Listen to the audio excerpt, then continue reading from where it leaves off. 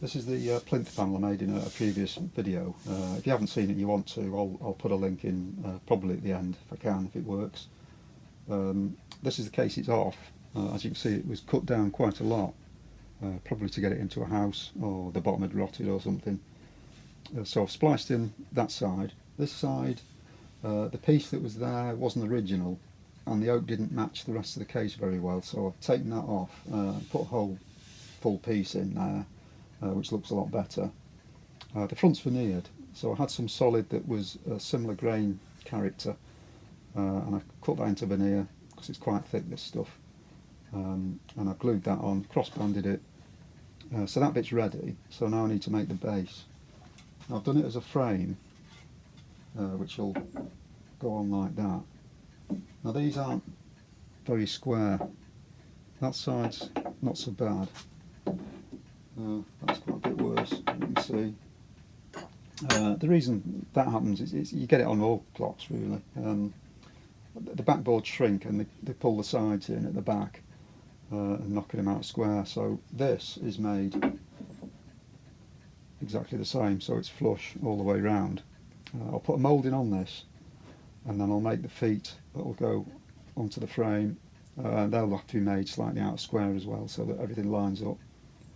Normally these would come down longer and the moulding would be glued and probably nailed directly onto that, and then the feet would be fitted underneath. But I prefer this because it keeps things stronger and less likely to twist, because these can move around a little bit. It's just a better way of doing it. Some were done like this, but mostly they were just done as cheaply as possible. But this will be screwed on, which I prefer, because any restorer in the future wants to get inside, wants to do any work on it, will be able to take this off if they need to, get inside here, take the panel out or whatever they need to do.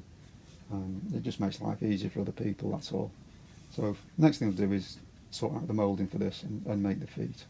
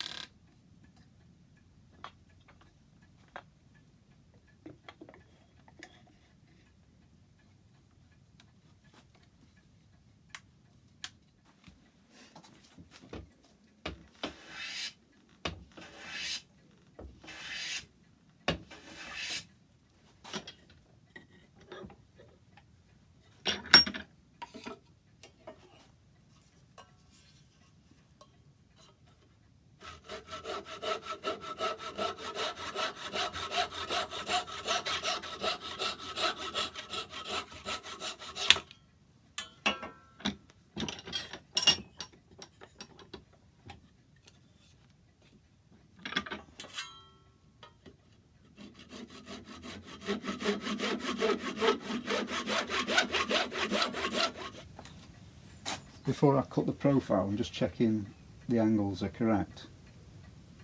That one's okay. That one's a little bit out. It's not much, it's not enough to worry about, but you can always just skim them a little bit.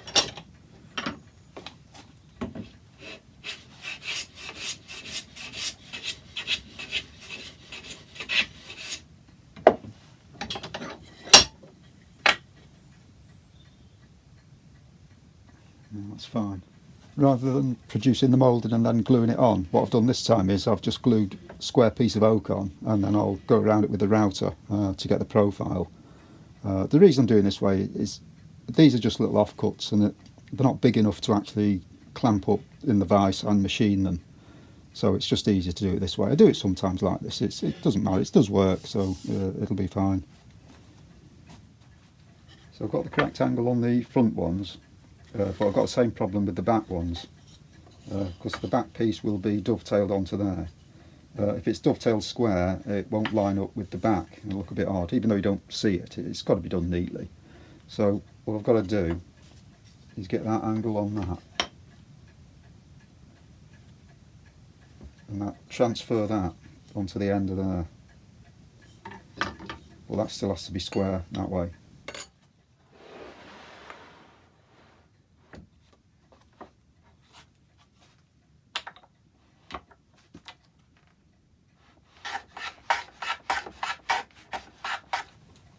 Right, so that now is correct there, and that's square, but I need to make the inside square with that. So now I need to just square this off on the inside. As you can see, it's just a little bit out, because I've taken this off at a funny angle. So as long as it goes past that line, which is the thickness of the back, that should do it.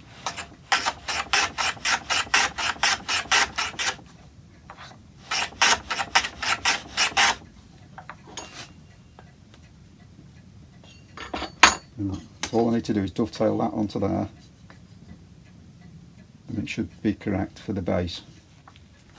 Now I've drawn out the profile of the foot. This is how deep the dovetailing is going to go.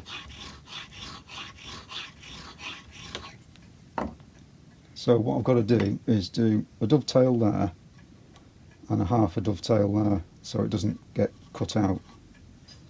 I've rebaited the back. It just makes it easier. You can hold it on tighter, and it's not as deep for cutting out the dovetails.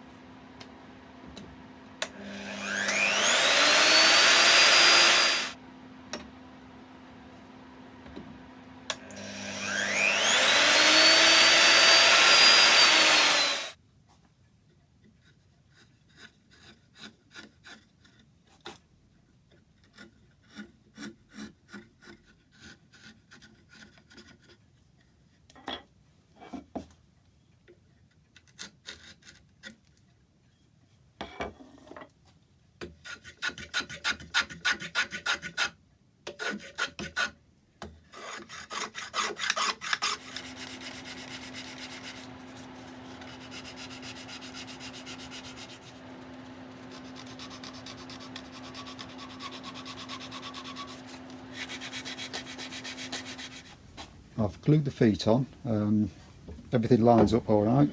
Miters are nice and crisp, there's no gaps. Dovetailing's good. So all I have to do now is soften everything off, so I'll give it a really good sanding, round off the corners, because it's got to look like it's been knocking around for 150 years, and then fit it to the case, then start polishing and colouring up. So that's the plinth repaired now. I've spliced in all the new bits. I've given it a good sanding, so the next thing is to just colour match the old and the new. I'm just brushing on a thin coat of French polish on the original bits, so that when I stain it, it only stains the new bits and not the original.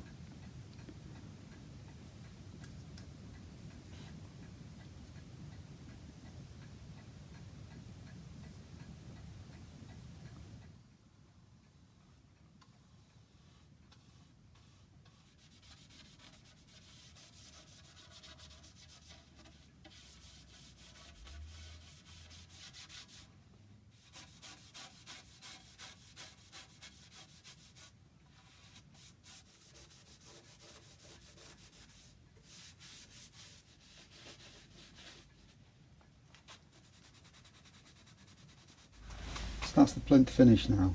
This bit's never been touched. That's original, has been repolished, and that's new. So the colours match really quite well. It's just down here where I've had to splice it in that you have the problems, because it's right next to each other. You've got the old here and the new. The colours are right, but you can still see the join. Unless you replace all of that, you're never going to get it perfect. But it doesn't look too bad. With it being lower down, it's not as noticeable as being further up where it's in your eye line.